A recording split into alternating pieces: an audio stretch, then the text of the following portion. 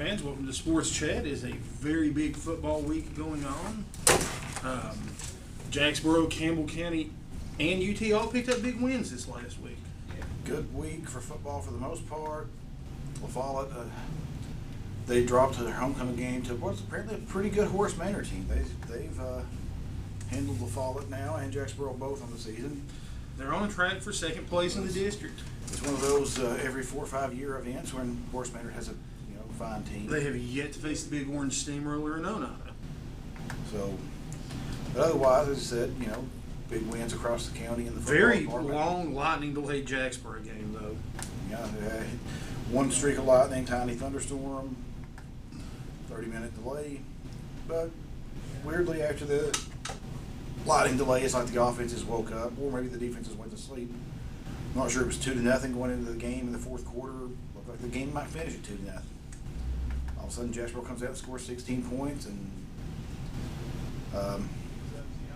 McCreary County also put a touchdown and a 2-pointer on the board, and the game ended up 18-8, all in the last couple of minutes of the game. So, it's a good win. Give Scott Webb a little bit of credit that his boys played some inspired defense in that first half, including getting that safety. Oh, and they shut them down for 3 quarters and got the safety. And like I said, it looked like at one point the defense may have to carry them to a win, but that was a good game. The Cougars, mentioned, got Lenore City coming in home. Lenore City is a traditionally good program. Campbell County pretty much dominated them. It's a big district win for us. That's a huge game. Josh Lay's up for a couple different Player of the Week honors after this game. Josh had 200 yards passing, about 240 passing, I think 190 rushing, something along those lines. That's pretty big numbers. He had 430 total yards, threw for a couple of touchdowns, looked good throwing the ball. He made some really athletic runs, got out on the edge, finally saw what Coach Price had been talking about when he's talking about that dual threat quarterback and how dynamic they can be and how dynamic they can be with the play breaks. Because one of his long touchdown runs came on what looked like a broken play. He was rolling out the pass, and Lenore City had it covered, and Josh ducked his couple of players, got it to the sideline, and was gone. He outran the entire Lenore City team. Josh is a dynamic player, and I think as the year goes on, you're going to see a lot of that out of Josh. We've got Grace Christian this week, and I'd love to see Josh throw for 2 or 3 and rush for 2 or 3. Yeah, that would be ideal balance. You want to see some more players emerge on the rushing front. The running backs still aren't, doing as well as they need to be doing. The offensive line's run blocking for the running backs not doing as well as it needs to be doing. There's still things to work on, but it's a district win, and pretty much have to get one more district win and you'll make the playoffs. And we have Carnes.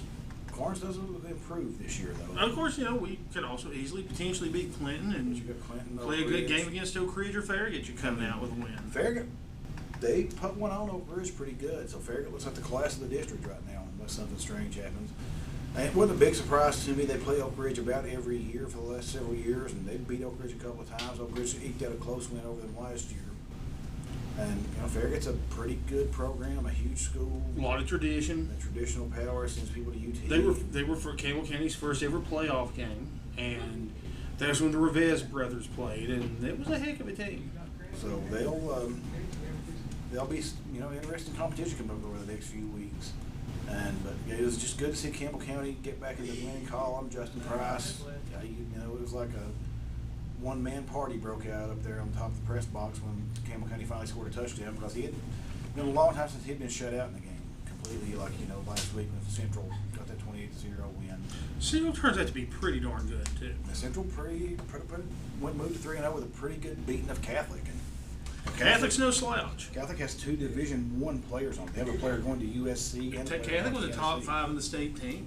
And so they put one on Catholic pretty good. And Central maybe, I kind of forgot about Central. They may be challenging that Farragut or maybe potentially Oak Ridge for that district championship. That coaching staff's really turned it around there. You can get things going in the right way pretty quickly at the high school level. And it looks like that Central's done that. And kind of glad. Well, no, pardon me, Central's not in our district anymore, so it'll be somebody else's problem. Central may be a team that, if they have a really good record. I think you say maybe Rodney. No, I'm sorry, they're in the same district as AC. That could, they're in the 4A, they drop down? They dropped down, I'm pretty sure. If they drop down, that's bad news probably for Anderson County, who they got a little taste of 4A football in the Knoxville area. This past week, they faced the Fulton Falcons. Yeah, Fulton is they're the real. Fulton was smarting from that Maryville loss, I guess, and it was not pretty for AC. It was 58-14, and Fulton probably could have scored 70 if they'd wanted to, and surprised they didn't.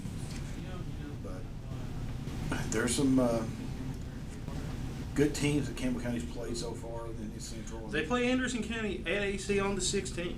That'll be a big game for Anderson County.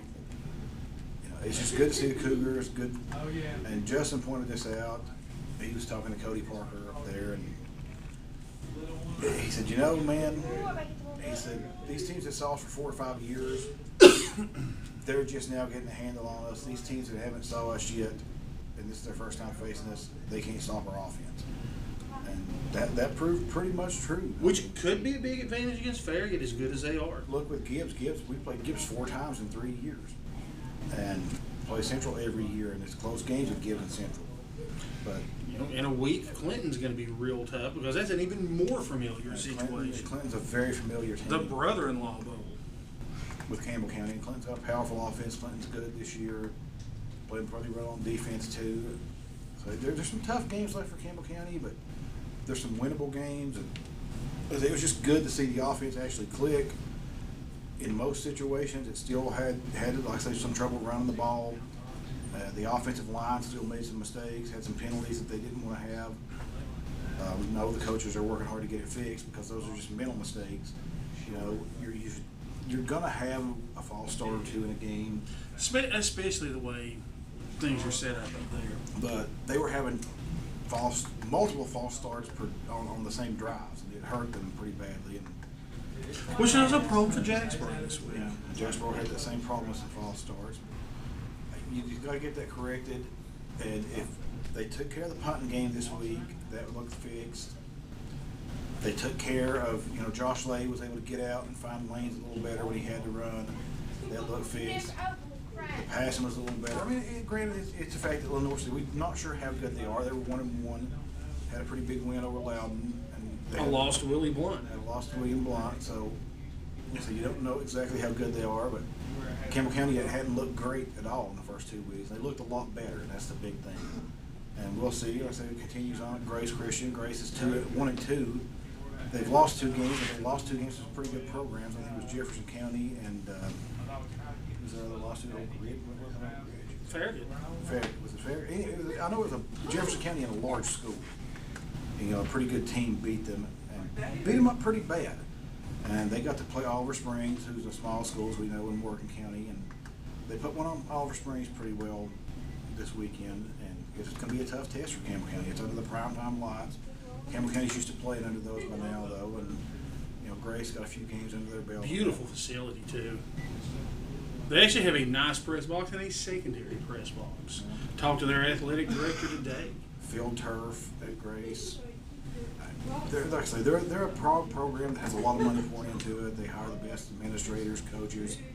So, they're a top-notch program. We'll see if Campbell County can get out there and, Josh, spring in a tackle or two. I mean, Josh Lay, he's such a threat, being able to run the ball that if he can just slip a tackle or two sometimes, he's liable to, be gone 30, 40, 50 yards. On the other football front, UT opens 1-0.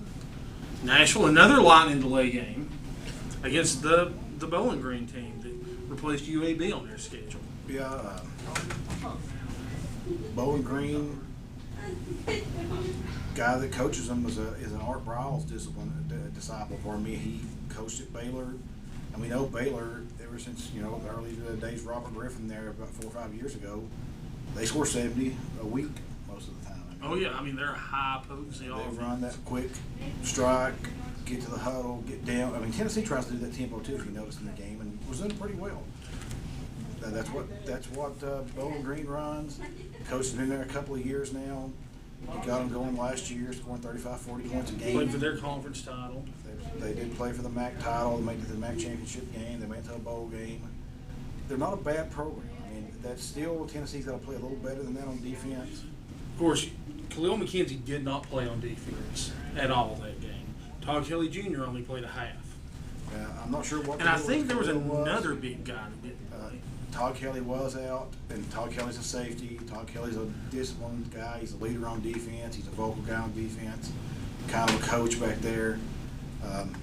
The defensive backs coach, Willie Martinez, from an NCAA secondary violation in 2014, was also suspended for the game. So he wasn't out there to help the defensive backs at all with his coaching. Okay. It just, it's a potent, powerful passing attack. It should have played better. I mean, the defense should have, this is the bottom line, it should have. Coach Jones will say that. He said that after the game.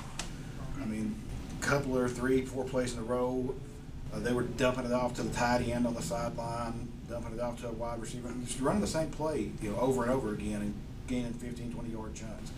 Tennessee got a big lead, got a little slack, and had a very unconventional play. It was 4th and 3 on the 10-yard line. Baylor was on their own 10-yard line, decided to go for it in the second quarter. I mean, and they snapped it really late after. It looked like they were about to call a timeout. You don't see somebody go for it in that situation very often. They did, and it worked, and they went on and scored a touchdown. And had they not, Tennessee gets the ball on the 10, they punch in, it's 28-3. It's probably lights out. Yeah. But they didn't. They got a couple of big passes. It's 21-10. Baylor's in it, and Baylor got a little momentum going there. Not Baylor, pardon me, Bowling Green did, and it's just football's that way. I mean, still, like I say, you're preaching to the choir if you say you got to play better on defense. I know you do. I was just talking to Pastor the other day about how I wish we could have a good secondary sometime in my lifetime, because we always have secondaries that give up 3rd and 50, and 4th and 7 or 8 or whatever. We give that up a lot. Maybe that was the other teams too, and I don't watch them that much. But you got to play better than that. And they settled down some when Todd Kelly Jr. got back in the game. He is a difference maker back there. I mean, he was an amazing player at Webb, and he's just carried that over onto the college level. In the last quarter and 10 minutes, the last 10 minutes of the third quarter, the last entire quarter, Tennessee gave up 3 points.